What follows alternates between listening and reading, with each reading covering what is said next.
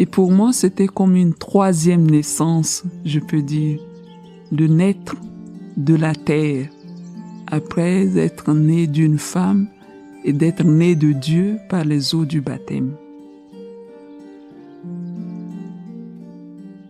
Chaque semaine de cette retraite de carême, nous rencontrons une personne inspirante qui nous raconte son parcours de conversion écologique. Nous cherchons aussi à comprendre en quoi sa foi chrétienne soutient son engagement pour un monde plus juste et plus respectueux de la terre et de ses habitants. Nous écoutons d'abord, et puis nous prenons un temps d'intériorité pour laisser son témoignage faire écho en nous.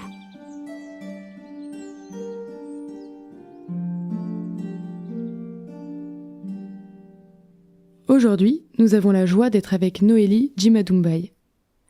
Noélie, tu es sœur Xavier depuis 15 ans, tu es originaire du Tchad, tu es membre du Centre de recherche et d'action sociale, le CERAS, et tu es doctorante en théologie morale et pratique. Et tes recherches se concentrent justement sur la question de la conversion écologique. Aujourd'hui, on va faire quelque chose de particulier, on va retourner le micro et te poser la question que toi-même tu as posée à 33 personnes dans le cadre d'entretiens qualitatifs. Noélie, est-ce que tu pourrais nous raconter ton parcours de conversion écologique ?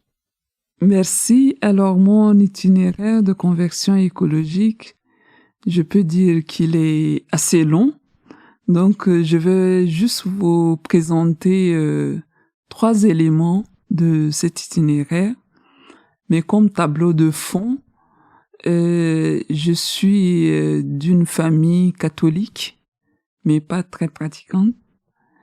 Et mes grands-parents sont des agriculteurs, donc un fort lien à la terre. Et mes parents aussi travaillent au ministère de l'Agriculture, donc voilà, aussi un autre lien à la terre assez impressionnant pour moi. Alors pour les 3 éléments que je voudrais vous présenter, le premier, cela s'est passé quand j'étais en classe de 5e, grâce à un de mes professeurs jésuites qui revenait de la Terre Sainte.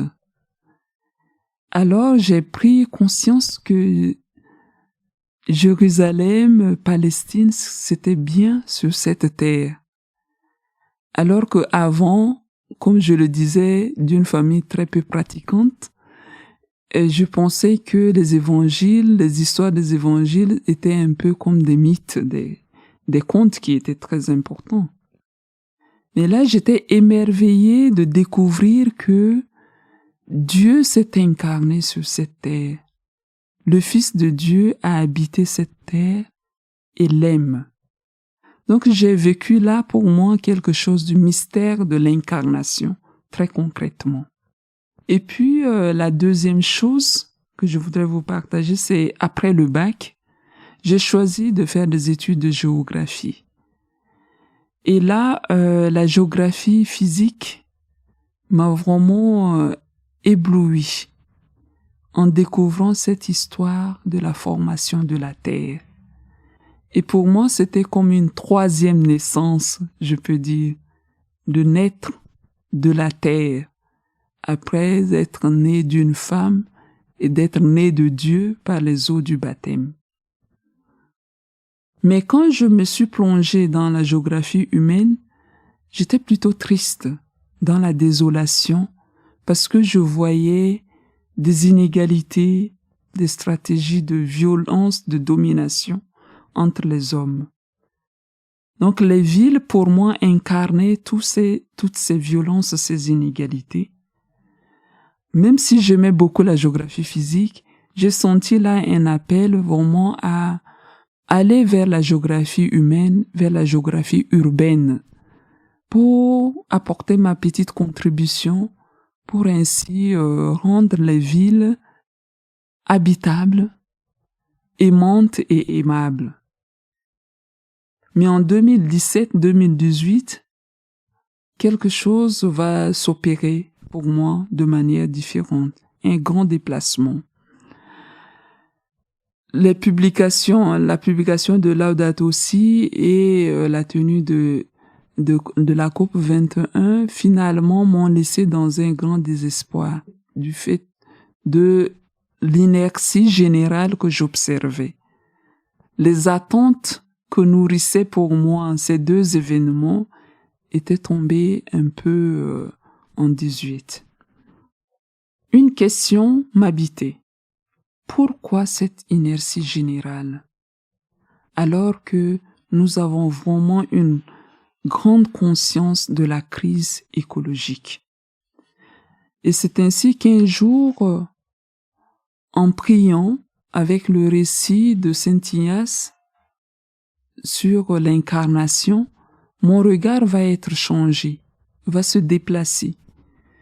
Alors Saint Ignace nous amène à regarder la Trinité qui regarde toute la surface de la terre avec tout ce qu'elle contient.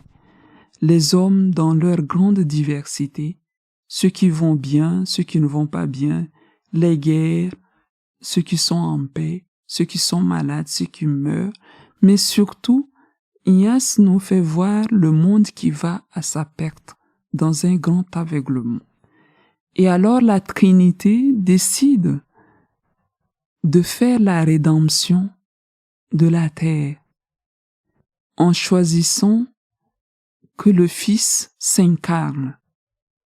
Mais pour que cette incarnation puisse se faire, il va falloir recourir à la disponibilité de quelqu'un, de Marie, qui va dire oui. Et du coup, pour moi, quand j'ai commencé moi aussi à regarder notre terre comme la Trinité la regarde, je vois toute cette désolation, tout ce que les scientifiques et Laudato Si racontent au chapitre 1. Mais je me suis aussi surprise à regarder et à voir des gens qui, comme Marie, sont disponibles et qui disent oui au projet de rédemption de la Trinité. Des personnes qui disent oui au royaume qui vient. Et je me suis mise à rendre grâce pour ces personnes. Et plus je rendais grâce pour ces personnes, et plus j'en voyais d'autres. Et il y a comme finalement une multitude de personnes qui disent oui, qui se mettent en marche. Et alors je suis passée progressivement, jour après jour, mois après mois, de la colère, de la révolte, de la tristesse, à l'émerveillement et à l'action de grâce. Et ma question de départ qui était de savoir pourquoi cette inertie s'est transformée.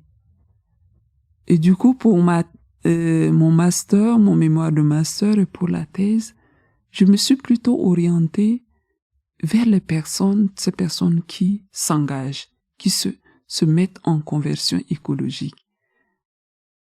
Point focal, c'est vraiment ce changement de regard. Regarder vers la vie qui vient. Regarder vers ce projet de rédemption et dire oui, moi aussi à mon tour, et encourager les autres à dire oui à ce projet.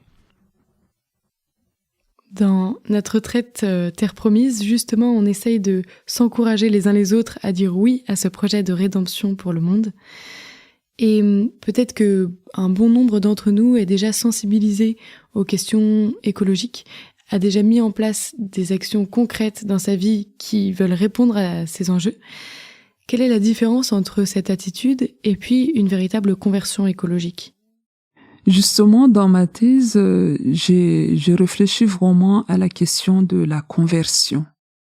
La conversion, c'est plus que faire des choses.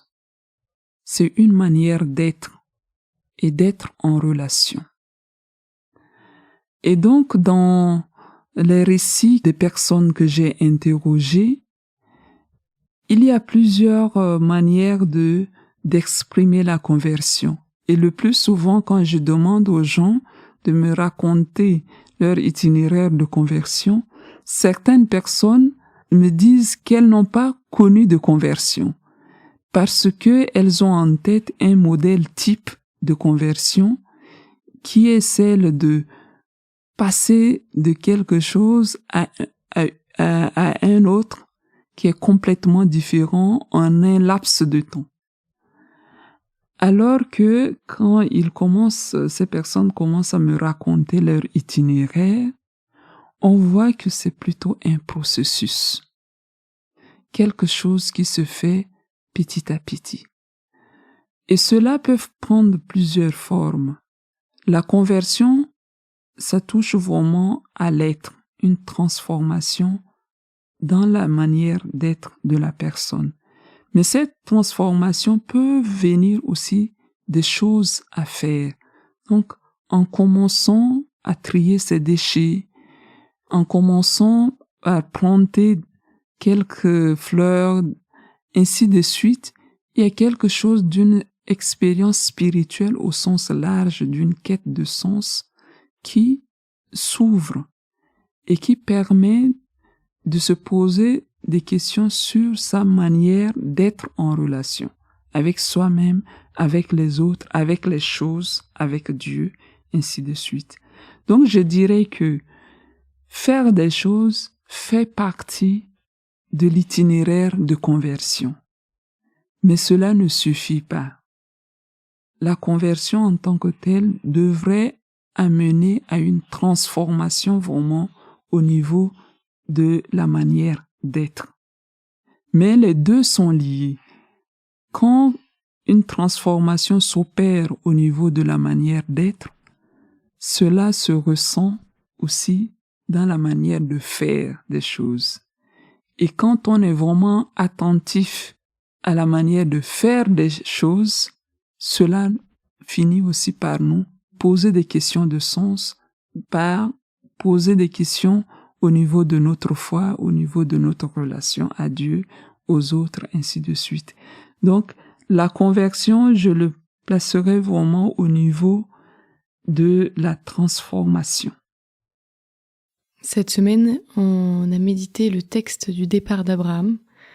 Abraham qui du coup est appelé à vivre une transformation par le voyage. On a compris que la conversion était un long processus. Est-ce que tu aurais l'idée de quelque chose qui pourrait être un premier pas, une action qui pourrait être une mise en route sur ce chemin? Et si, se mettre en route, en général, on se met en route parce qu'on a entendu un appel, parce que quelque chose nous attire, ou parce qu'on désire quelque chose, ou parce que ce qu'on vit ne nous satisfait pas vraiment. Donc, se mettre en route demande d'être à l'écoute de ce qui nous attire, du désir qui nous habite, de là où on veut aller. Parfois, c'est plutôt les autres qui nous appellent. Donc, cette attention à ce que me disent les autres. En fait, c'est très difficile de commencer à se mettre en route écologiquement parce que l'enjeu est vraiment très grand et on peut se sentir complètement démuni. On peut se poser la question de savoir quelle est la bonne porte par laquelle il faut commencer. Quelle est l'action qui va être la plus efficace? Et en fait, se mettre en route demande beaucoup d'humilité et de commencer par des petites choses. Et pour faire un clin d'œil à l'évangile, je dirais c'est de commencer à entrer par la porte étroite. La petite chose, mais qui pour nous est significative. Nous parle quelque chose qui nous donne de l'élan. Commencez par cette petite chose. Et en fait, la conversion est un processus. Et comme je le disais, j'ai interrogé des personnes en conversion écologique. Je ne dis pas des personnes converties, parce que converties, on parlerait de quelque chose d'achevé. Or, la conversion n'est jamais achevée. Des personnes en conversion écologique, donc qui ont commencé un pas et qui poseront d'autres pas à la suite de ce premier pas. Donc, commencez par quelque chose de modeste, mais qui est significatif. Et de se dire que quand on commence ce pas, cela ouvre d'autres pas ou d'autres portes qui nous emmèneront plus loin. Si on ne peut pas le faire personnellement, ce serait bien de rejoindre d'autres. Et comme je le dis, quand on commence à regarder autour de soi, il y a beaucoup de personnes qui sont déjà engagées.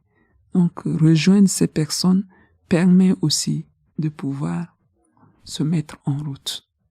Et est-ce que tu pourrais nous donner un exemple de ce qui pourrait consister en un premier pas? Alors, quel exemple de petit pas? En fait, chacun peut vraiment trouver son petit pas. Par exemple, pour quelqu'un, ça peut être de l'ordre du quotidien. Des petites choses du quotidien. J'aime cuisiner, par exemple. Alors, peut-être je peux me donner un peu plus de temps pour faire la cuisine. Ça peut être au niveau du travail. Peut-être c'est un travail que j'aime. Peut-être j'ai pas eu l'occasion de le faire. Alors peut-être c'est le moment d'y aller. Ça peut être au niveau de ecclésial, quelque chose d'être avec les autres, quelque chose autour de la fraternité, de l'amitié, à s'ouvrir à d'autres, à la diversité. Donc voilà, quelque chose qu'on aime. Parce que au niveau de l'écologie, on pense spontanément à la contrainte, à l'obligation. Oui, il y a la contrainte, il y a l'obligation. Mais pour pouvoir se dynamiser, c'est important de commencer par quelque chose qu'on aime. Et quand on a fait l'expérience de la bonté de ces choses, cela nous permet d'aller là où on ne voudrait pas y aller, de pouvoir faire ce qui est plus difficile. Parfois, ce qui nous fait avancer aussi, ce sont des questions. Est-ce que toi, Noélie, il y a une question qui t'a justement mise en route et qui continue de aujourd'hui te donner envie d'aller plus haut, plus loin, qui soutient ta motivation? Je peux vous partager une question qui est pour moi toujours présente.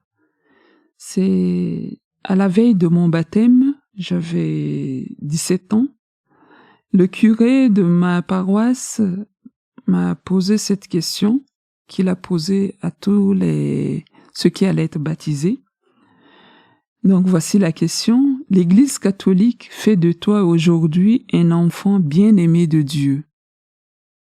Pour un si grand don, qu'est-ce que tu peux faire pour exprimer ta reconnaissance à Dieu? On en arrive déjà à la fin de cette interview. Et un peu de la même manière que pour la question, on voulait te demander s'il y avait un verset biblique qui t'inspirait et qui te parlait de la place de Dieu dans ton engagement. Oui, j'aime beaucoup ce passage entre Jésus et l'homme riche. Donc, ce bout de verset, donc qu'on trouve en Marc 10, 21, Jésus posa son regard sur lui et l'aima. Donc, le regard d'amour de Dieu a une grande épaisseur dans ma vie. Me regarder les autres, les créatures, comme Dieu les regarde avec amour. C'est une source d'émerveillement, mais aussi de combat. Et un bon combat. Un combat qui en vaut la peine.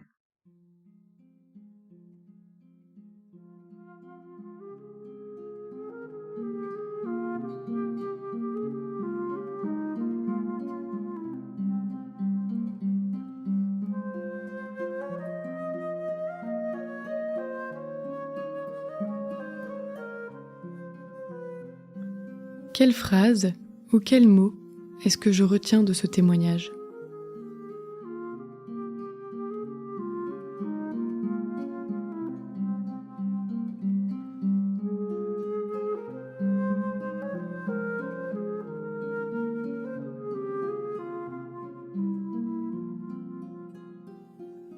Comment ce témoignage m'a-t-il rejoint? Quelles émotions? Quel désir? Ou quelle peur cela vient-il réveiller en moi?